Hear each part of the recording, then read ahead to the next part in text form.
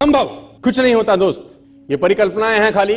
और मैं आज तो आपको बहुत ईमानदारी से और 12 साल के तजुर्बे का निचोड़ निकाल के बता सकता हूं कि इस दुनिया में असंभव नाम का कोई शब्द होता ही नहीं है।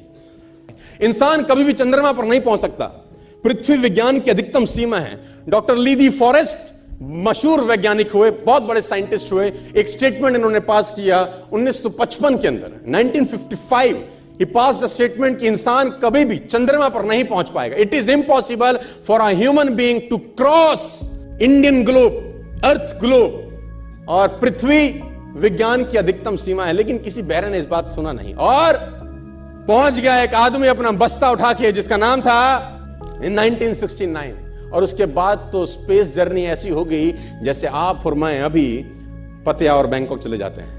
लॉर्ड केल्विन बहुत बड़े साइंटिस्ट हुए, उनका स्टेटमेंट आया कि सिर्फ पक्षी उड़ान भर सकते हैं, हवा से भारी मशीन का उड़ान भरना असंभव है। इट इज इम्पॉसिबल कि हवा से कुछ भी भारा हो और वो उड़ सके, क्योंकि ग्रेविटी उसको गिरा देगा। लेकिन तमाचा मारा इन लोगों ने, तमाचा मारा और लिख के दिया कि हमने साइकिल के स्पेयर पार्ट से इंसानों को पक्षी बना दिया, साइकिल के स्पेयर पार्ट से इंसानों को पक्षी बना दिया। 16 साल लगे राइट ब्रदर्स को जहाज का निर्माण करने में। लेकिन इन लोगों ने उसकी बात नहीं सुनी कि जो कहते थे कि वायु का सिद्धांत तुम्हारे विपरीत है।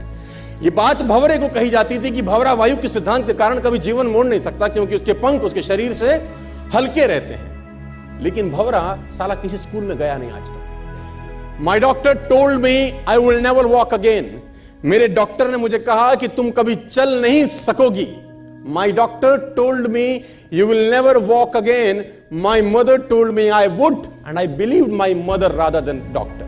विल्मा रुडोल्फ एक ऐसी एथलीट हुई जिनको पोलियो था, जिनको डॉक्टर ने कहा तू चल नहीं सकती, मां ने कहा तू चल सकती है। उसने कहा मैंने डॉक्टर की बात नहीं मानी, मैंने अपनी मां की बात मानी। 3 ओलंपिक गोल्ड मेडल जीती है लड़की, 3 ओलंपिक गोल्ड मेडल, जिसको डॉक्टर कह रहा है कि तू चल। लेकिन मां क्या बोलती है?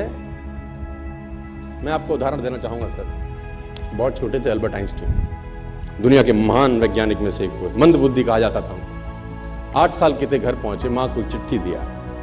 When he was 8 years old, came to his home, given letter to his mother. मां को एक चिट्ठी दिया, मां ने वो चिट्ठी पढ़ा। 8 साल के थे और चिट्ठी में प्रिंसिपल का खत था, उसकी मां के नाम।